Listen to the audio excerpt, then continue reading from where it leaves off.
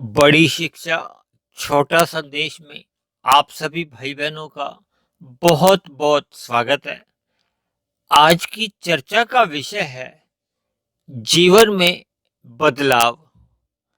अन्यथा इस पर एक प्रश्न चिन्ह लग जाता है। इसी पर ही एक आज की चर्चा करने हम जा रहे हैं। देखिए, मनुष्य जोनि केवल और केवल परमात्मा प्राप्ति के लिए ही मिली है।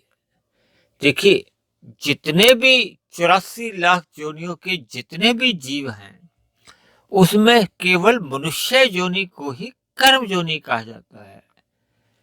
जबकि मनुष्य से नीचे की जितनी भी योनियां हैं, वे सभी भोग योनि आती हैं। और जबकि मनुष्य से ऊपर की भी जितनी योनि हैं, वो भी भोग योनि में आती है। केवल और केवल मनुष्य योनि में ही आप और हम जितने भी कर्म करते हैं, चाहे वो पाप कर्म है, चाहे वो पुण्य कर्म है, यानी कि फल पाने के उद्देश्य से, या दूसरे शब्दों में आप यूं भी समझ लो कि सकाम भाव से हम जितने भी पाप और पुण्य कर्म करते हैं, उनका हमें सुख दुख रूपी फल मिलता है। पाप कर्मों का हमें दुख रूपी फल मिलता है और पुण्य कर्मों का हमें सुख रूपी फल मिलता है। और अगर मनुष्य निष्काम भाव से कर्म करता है, यानी कि फल की इच्छा उसमें नहीं रहती, तो ऐसे सभी कर्म हमारी आध्यात्मिक यात्रा को अग्रसर करते हैं, गति देते हैं परमात्मा की ओर।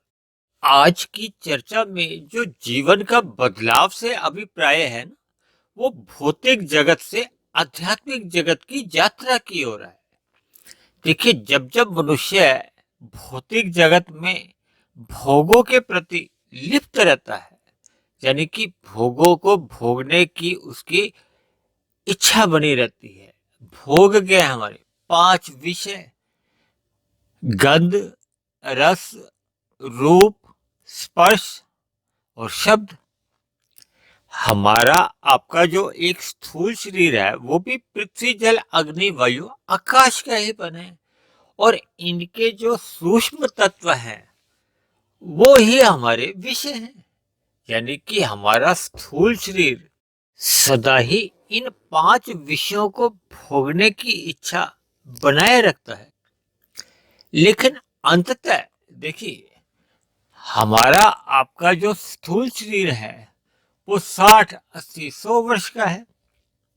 और उसमें भी एक सीमा के बाद देखिए, भोगने वाली जो हमारी स्थूल इंद्रिय हैं, उनमें कमजोरी आनी शुरू हो जाती है। देखिए, पदार्थ तो बने रहते हैं, लेकिन इन स्थूल शरीर की जो इंद्रियां हैं, जो इन भोगों को भोगती हैं, वो कमजोर होने लगती हैं, शिथिल पड़ने लगती हैं।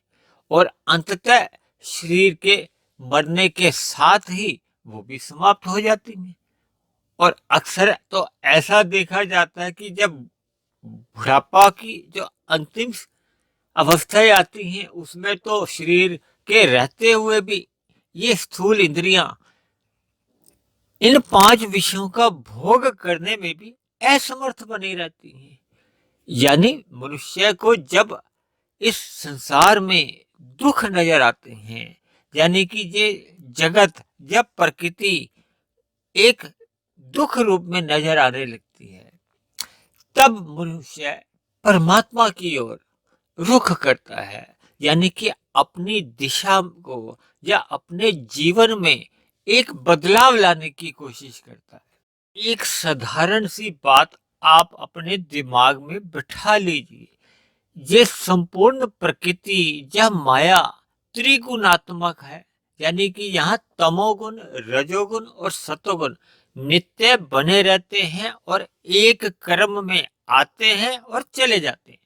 हालांकि इन सभी बातों पे हम अक्सर पहले भी बहुत विस्तार से चर्चाएं कर चुके हैं।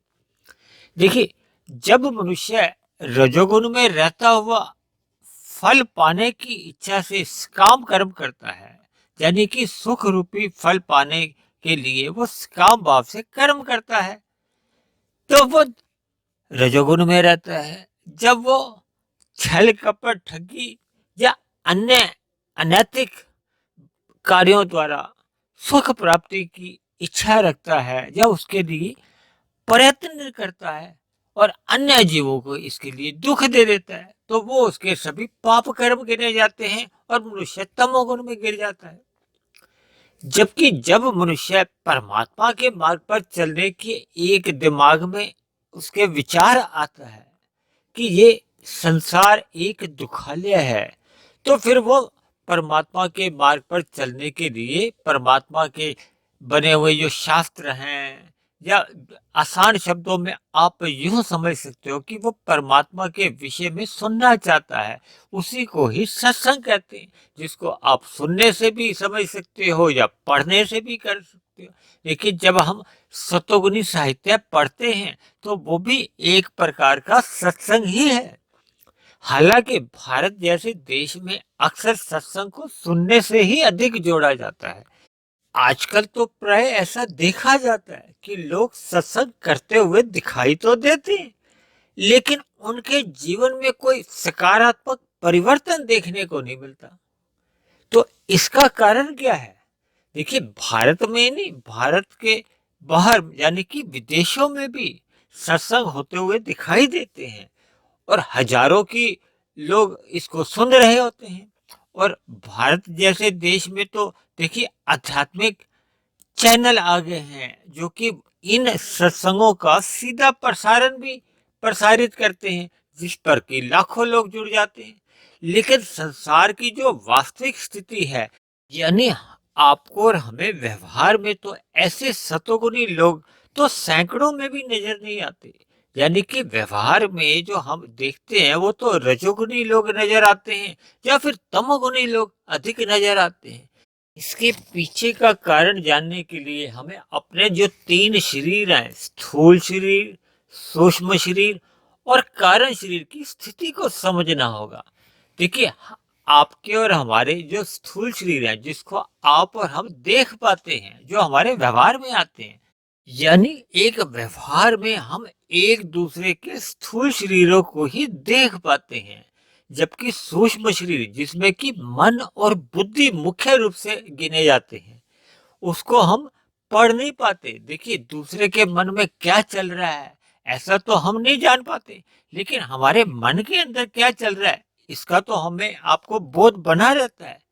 लेकिन हमारा जो तीसरा शरीर है वो है कारण शरीर, जिसके अंदर हमारे आपके संस्कार रहते हैं, हमारा कर्माशय बना होता है। यानी मनुष्य अपने जीवन में सत्संग करता है या कुसंग करता है, जिस भी स्थिति में रहता है, अगर उसमें उसका मन शामिल होता है तो फिर उसके कारण शरीर में वैसा ही कर्माशय बनता है। और कर्माशय के साथ साथ हमारे अंदर संस्कार बनते हैं। संस्कार का मतलब हमारे अंदर वो स्वभाव बनने लगता है। और मेरा तो ऐसा मानना है कि हम सबके जीवन में जितने भी पाप और पुण्य कर्म होते हैं, उनका 90-95% तो हमारे जो कर्म हैं वो स्वभाववश ही होते रहते हैं। अगर मनुष्य में कुसंग का स्वभाव बना हुआ है तो उसके जीवन में पाप कर्म सहज ही होते रहते हैं।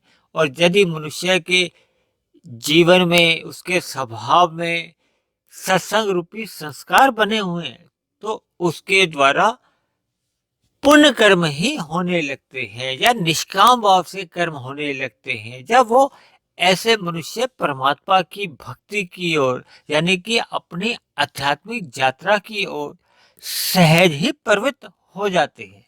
जबकि समाज में तो तमोगुनी या रजोगुनी मनुष्य ही नजर आते हैं, जबकि तमोगुनी मनुष्य तो सत्संग करता ही नहीं है, जबकि रजोगुनी मनुष्य सत्संग करते हुए दिखाई तो देते हैं लेकिन बेमन से करते हैं। यानी लोगों का जो सत्संग है वो श्रद्धा पूर्वक होता नहीं है।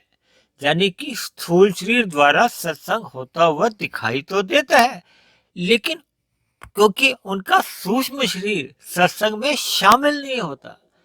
जबकि यही लोग जब कुसंग करते हैं या टीवी पे ऐसे ऐसे जब प्रोग्राम देखते हैं, या धारावाहिक का नाम भी आजकल जिनको दिया जाता है, या अपने व्यवहार में हम जितना भी कुसंग करते हैं, क्योंकि देखिए एक अक्सर ऐसा माना जा सकता है कि मनुष्य सत्संग के अभाव में जो कुछ भी करता है उसको आप मोटे स्तर पर कुसंग ही मान सकते हो।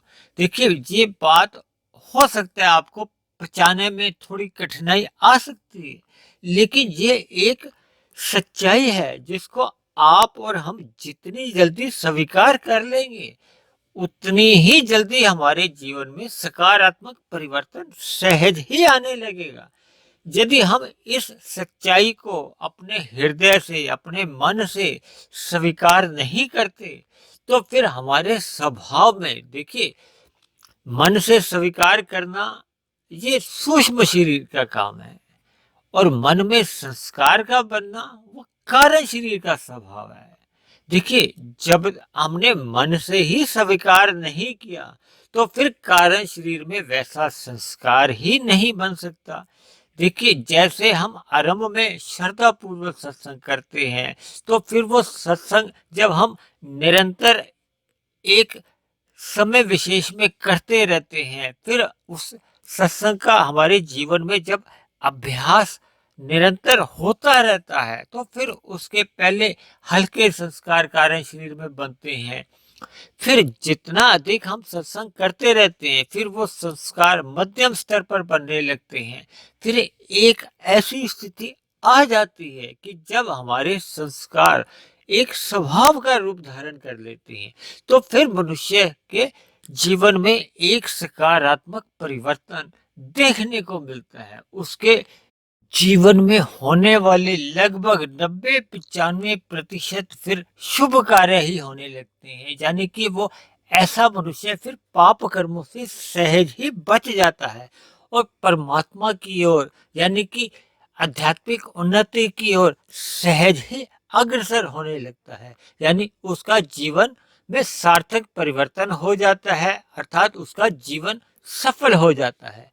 तो आप सभी भाई बहनों से मेरी विनती है कि जीवन में सत्संग श्रद्धा पूर्वक कीजिए ताकि आपके जीवन में भी ये शुभ संस्कार सहज ही बनने लगे और अशुभ संस्कार जो पहले के किए गए कुसंग के फलस्वरूप बढ़ चुके थे वो धीरे धीरे कमजोर होने लगेंगे और एक दिन ऐसी स्थिति बन जाएगी जब आपके अशुभ संस्कार पूर्ण रूप से समाप्त हो जाएंगे और आपका और हम सब का जीवन परमात्मा प्राप्ति के लिए सहज ही आध्यात्मिक उन्नति की ओर अग्रसर बना रहेगा। इन्हीं शुभ कामनाओं के साथ आज की चर्चा को हम यही विश्राम देते हैं। आप किसी भाई बहन का कोई प्रश्न हो, कोई सुझाव हो, कोई आपत्ति हो तो आप नीचे दिए गए कमेंट्स बॉक्स पर जाकर लिख सकते हैं। दूसरी बात, यदि आपको मेरे बने हुए ये वीडियो पसंद आते हो तो मेरी आपसे विनती है कि आप मेरे इस आध्यात्मिक ज्ञानात्मक चैनल को सब्सक्राइब करें व अन्य जिज्ञासु भाई बहनों को भी प्रेरित करें ताकि समाज में एक सत्वगुणी वातावरण हम सबको दिखाई दे ताकि हम सबका जीवन धन्य हो जाए। इन्हीं शब्दों के साथ आज की चर्चा को हम यहीं समाप्त करते हैं। कल फिर मिलते हैं एक नए विषय को लेकर, एक नए संदेश के साथ। तब तक आप सभी भाई बहनों का बहुत बहुत धन्यवाद।